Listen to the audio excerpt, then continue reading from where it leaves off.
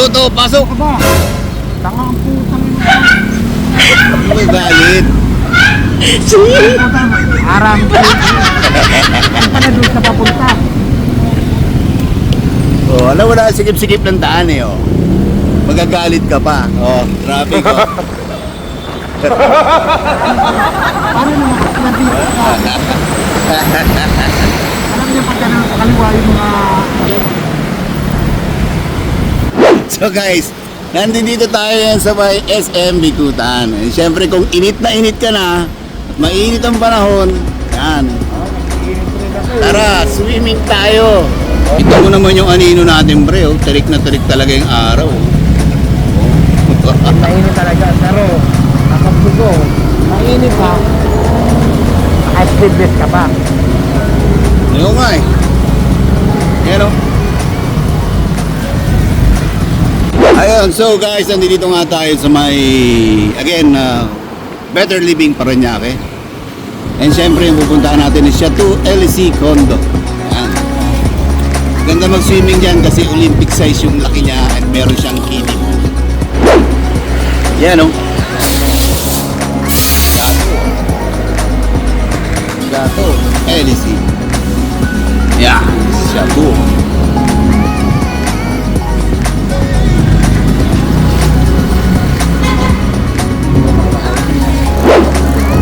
Ito si Chateau.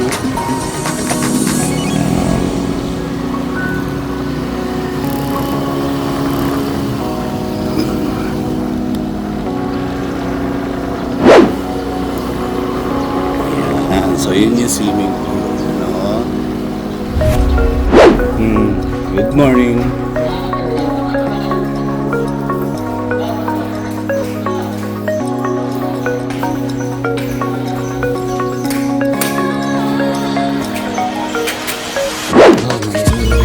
Palengke na. May market na.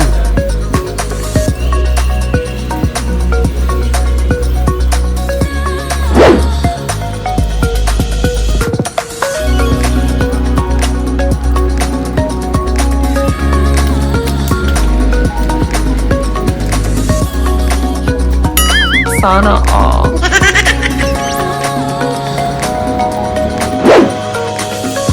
Grabe naman, tirik ang araw. Oh. Si paring Toto, oh. Ayan na. Ah. Kalap! Kalap!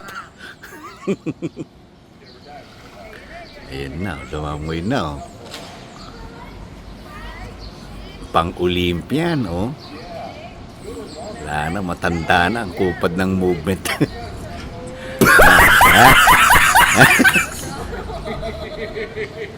O, diba?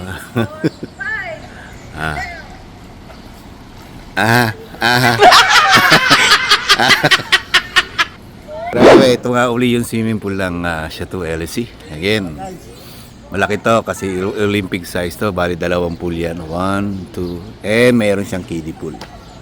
No? And syempre, ito yung pinakang, we can say, cottages. Yan, ito. Yan. 4 yan, 4. And syempre, kung gusto mong kumain yan, meron tayo dito pinakang picnic area.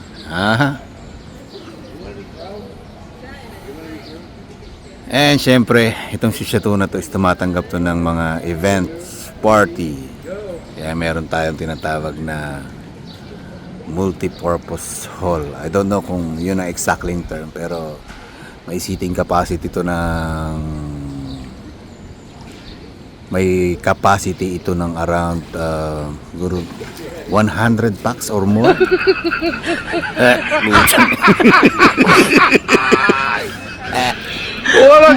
So anyway, nakuha ko ngayon details dito kasi matagal na akong di nakapag-swimming dito. It's 250 per packs. Yan. And syempre nakalimit lang kung isa kang unit owner dito.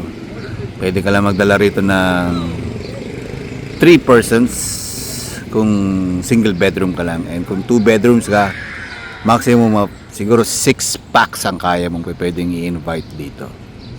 But again, kung outsider sila, they have to pay 250 pesos. Yan, ililimitahan lang, hindi naman talaga siya totally unlimited. Yan. Ikaya ni Kuya. Yan, oh. Tropa natin to eh. Yan. Sarap buhay ni paring Toto, oh. Eh. Sarap buhay, oh.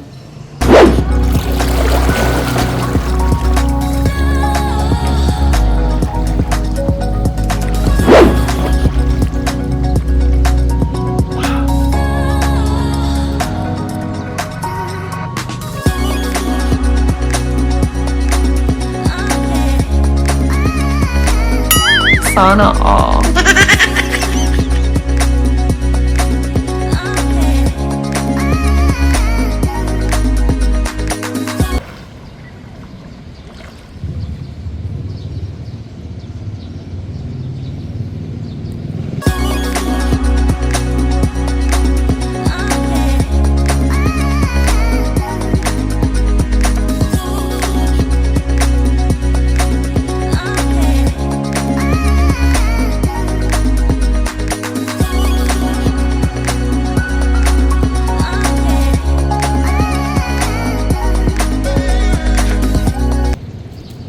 Mapapaganon ka talaga eh.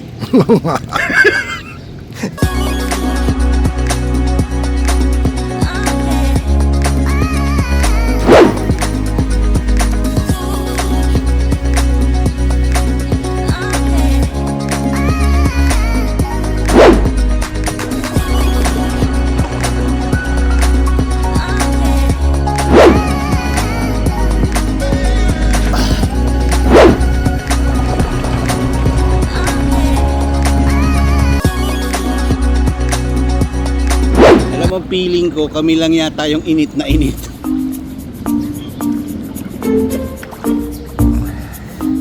Pero alam niyo ba nang dumating kami dito? At ang nadatnan namin sa oras na to, kasi mga ano na to eh, around 10 na yata ito mahigit, no? Oo. Mga 10. Feeling namin mga parang European kami. Bakit? Sinong dumating kami dito, mga inabutan namin puti. Yung mga puti, yung mga puti, yan yung mga expert, yan yung mga gustong-gusto nila, yung nagsiswimming na maiinit. Tapos nagpapatan sila, nagpapaitim sila. Well, ganyan talaga mga feeling namin, mga Parang ano nagpaputin na.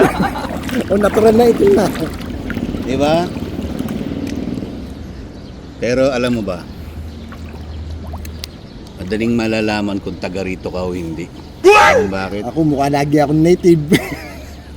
Kasi pag nag-swimming ka ng ganitong oras, hindi ka taga rito. Dahil yung mga taga rito, nagsiswimming lang yan, mga 5:30, hanggang ano lang yun, hanggang 7 lang yun. Yun na yun. Tapos Pero pag bumabalik na. Kung magsiswimming man sila ng morning, mga 7 o'clock in the morning yan, hanggang 8 lang yan, yung bago pa tamaan ng araw. Mga ganyan. Pero pag nagsiswimming ka ng ganito, ibig sabihin hindi ka taga rito. Eh sa hapon. Ha? Hapon, di ka nag-ano rito. Swimming nga, yun nga, 5:30. Hanggang ano lang yan, 7, ganyan. Tapos aho na yun. Minsan nga, 30 minutes lang eh. Diba? Yung iba yung mga tipong tawag nun, nagpapakondisyon ng katawan, nag-workout dito, swimming, cardio, mga ganon. Na eme.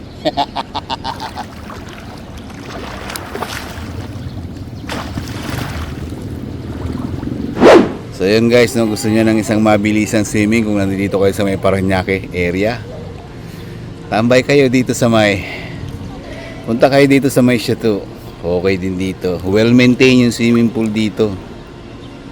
But again, yun lang, base nga dun sa sinabi ng lifeguard, parang limited lang yata yung tao pwedeng pumunta rito. Hindi siya pang totaling pang public. So, and may rate siya 250. All day na yun. Mula alas 7 hanggang alas 8 kung gusto mo, kung kaya mag-swimming. Eh, pag gusto mo kumain dito, yan. Hindi dyan sa cottage na yan, sa likod niyan. And syempre, kung part ng activities gusto mong gawin, pwede ka mag-jogging dito, ikutin mo yung buong yan, paikot niyan. Maganda ang mga scenery na dadaanan mo dyan sa likod ng bahagi ng kondong to. Malawak to eh. Yan, hanggang dyan yan. Yan. Malawak yan.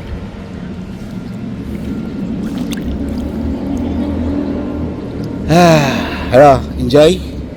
Enjoy na enjoy. Siyempre. Pero again, ulitin ko lang, paghapon yan, daming pwede kang maging activity dito. So hapon ka mag-swimming, mga 5 o'clock hanggang alas 8 yan. Tapos may ilaw pa tong swimming pool sa gabi. Ganda. Diba? Pero syempre iba rin ang power ng morning ka magsiswimming, mga 7 o'clock to 9 o'clock. Akala ko kami lang ang nagsosolo dito. So dahil katanghalian na eh. So meron pa rin pala. Ayan. Ang kaibahan lang, May mga batyo. sila mga bata pa, kami mga gurang-gurang na. So ayan guys, no? Siguro medyo short time lang tayo dito. Talagang naglublob lang dahil mainit talaga yung panahon. And, Nakailang oras din tayo. siguro nakalo tayo. Solve naman, mga 2 oras siguro. Okay na yun. Tamang nagpa-press ko lang kasi talagang mainit yung panahon ngayon. Wala nang palit-palit, uwi na kami. Ayan na. Sabi ko, tanto, anong suot namin dito, pinapaligo namin. Ayun pa rin. Ayan, di ba? Ano to, tara na? Tara. Di ba? Wala nang bis-bis pa. Ganito na tayo. Diretso na to sa motor. Pag natin to, yun tayo. Ang tawag dito, dry fit. Kasi pag uwi mo, wala na, tuyo na talaga. Okay, ito, pakikuha na lang yung punctuner natin. Punctuner. Yan, yung susi. Sige nga. Gusto mo natutumbanda yung punctuner natin.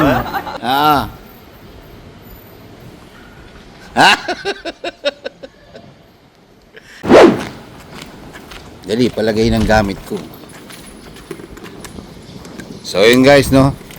Isang mabilisang swimming lang and hindi ka nalalayo pa. Di ba? Di ba? Mabilisan lang. Di ba? Walang palit-palit. Okay na to. Hindi kasi yung lugar naman namin magkalapit lang. Ito, Parañaque, tapos Barangay Sitio de Asis. So, pagdating mo doon, tuyo na yan. So, paano guys, hindi ko na masyadong papabayan ng vlog na to. See you again in my next vlog. This is Taiwan the Great. Bye and... Bye.